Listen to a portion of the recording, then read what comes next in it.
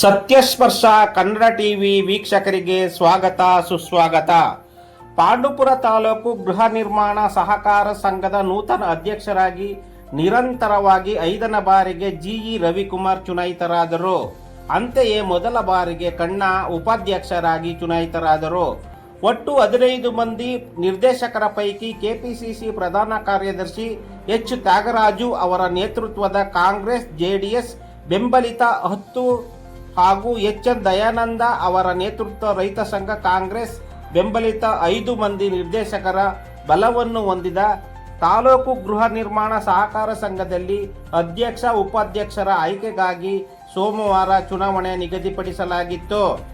ಅಧ್ಯಕ್ಷ ಸ್ಥಾನಕ್ಕೆ ಎಚ್ ತ್ಯಾಗರಾಜು ನೇತೃತ್ವ ತಂಡದ ಕಾಂಗ್ರೆಸ್ ಜೆಡಿಎಸ್ ಬೆಂಬಲಿತ ಅಭ್ಯರ್ಥಿ ಜಿಇ ರವಿಕುಮಾರ್ ಹಾಗೂ ಎಚ್ ಎನ್ ದಯಾನಂದ ನೇತೃತ್ವ ರೈತ ಸಂಘ ಕಾಂಗ್ರೆಸ್ ಮೈತ್ರಿಕೂಟದ ಬೆಂಬಲಿತ ಅಭ್ಯರ್ಥಿ ಎಚ್ ಎಲ್ ಮುರಳೀಧರ್ ನಾಮಪತ್ರ ಸಲ್ಲಿಸಿದರು.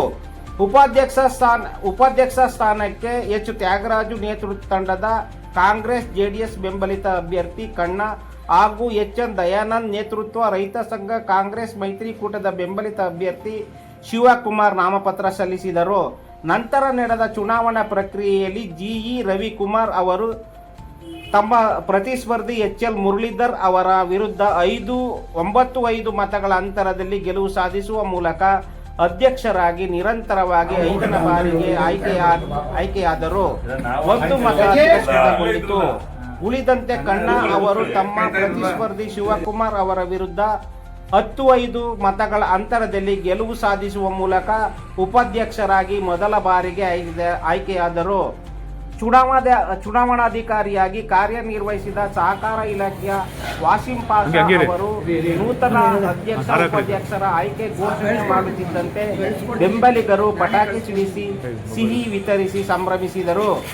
ಈ ವೇಳೆ ನೂತನ ಅಧ್ಯಕ್ಷ ಉಪಾಧ್ಯಕ್ಷರನ್ನು ಅಭಿನಂದಿಸಿದ ಕೆಪಿಸಿಸಿ ಪ್ರಧಾನ ಕಾರ್ಯದರ್ಶಿ ಎಚ್ ತ್ಯಾಗರಾಜು ಮಾತನಾಡಿ, ಪಾಂಡವಪುರ ತಾಲೂಕು ಗೃಹ ನಿರ್ಮಾಣ ಸಹಕಾರ ಸಂಘದ ನೂತನ ಅಧ್ಯಕ್ಷ ಉಪಾಧ್ಯಕ್ಷರು ಸಂಘದ ಎಲ್ಲ 15 ನಿರ್ದೇಶಕರನ್ನು ಒಗ್ಗೂಡಿಸಿಕೊಂಡು ಅಭಿವೃದ್ಧಿಗೆ ದುಡಿಯಬೇಕು ಎಂದರು.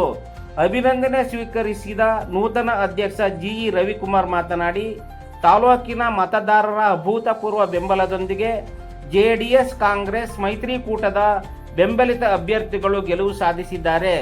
ಮುಂದಿನ ದಿನಗಳಲ್ಲಿ ಎಲ್ಲರ ವಿಶ್ವಾಸದೊಂದಿಗೆ ಸಂಘದ ಸಮಗ್ರ ಅಭಿವೃದ್ಧಿಗೆ ಶ್ರಮಿಸುತ್ತೇನೆ ಎಂದರು.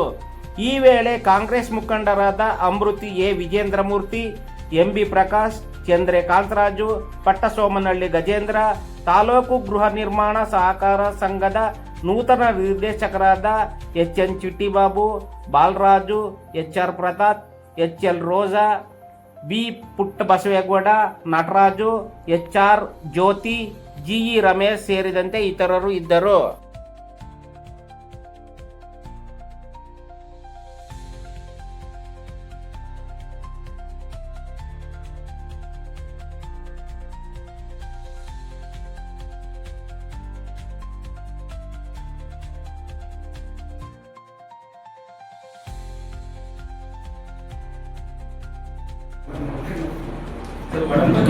ಒಡಂಬಡಿಕೆ ಕಾಂಗ್ರೆಸ್ ಜೆಡಿಎಸ್ ಹೊಂದಾಣಿಕೆ ಅನ್ನೋ ತರ ಒಂದು ರಾಜಕೀಯ ಇಲ್ಲ, ಆದ್ರೂ ಕಾಂಗ್ರೆಸ್ ಜೆಡಿಎಸ್ ಹೊಂದಾಣಿಕೆ ಅನ್ನೋ ತರ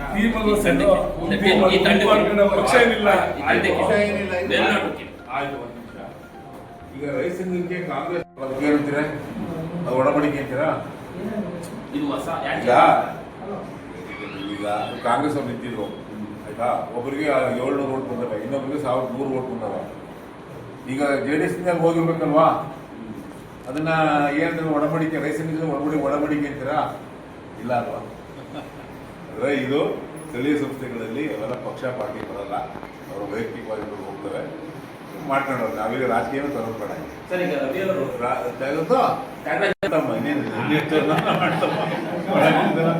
ಒಂದೇ ಕುಟುಂಬ, ಇಷ್ಟ ಆಗದೆ ಒಂದೇ ಕುಟುಂಬ. ಚುನಾವಣೆ ನಡೀತು. ಅದರಲ್ಲಿ ನಮ್ಮ ಒಂದು ಟೀಮ್ ಅಂತ ನಾವು ಬಿಟ್ಕೊಂಡು ನಾವು ಈಗ 15 ಜನ ಗೆಲ್ಸಿದ್ದು. 15 ಜನದಲ್ಲಿ ನಾವೀಗ 10 ಜನ ಗೆದ್ದಿದ್ದೀವಿ.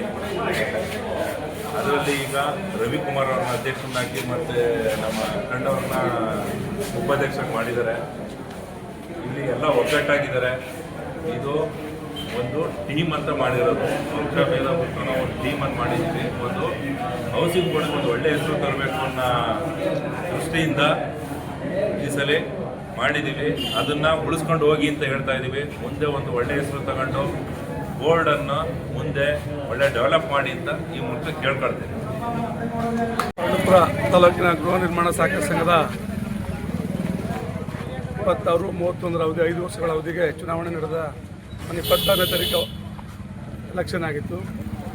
ಅದರಲ್ಲಿ ಹೆಚ್ಚುವಾಗಿ ನಮ್ಮ ಟೀಮ್ಗೆ ಇಡೀ ತಾಲೂಕಾದ್ಯಂತ ಮತದಾರರು ಬಂದು ಹೆಚ್ಚಿನ ರೀತಿ ಸಹಕಾರ ಮಾಡಿ ನಮ್ಮ ಟೀಮ ಆಯ್ಕೆ ಮಾಡಿದರು.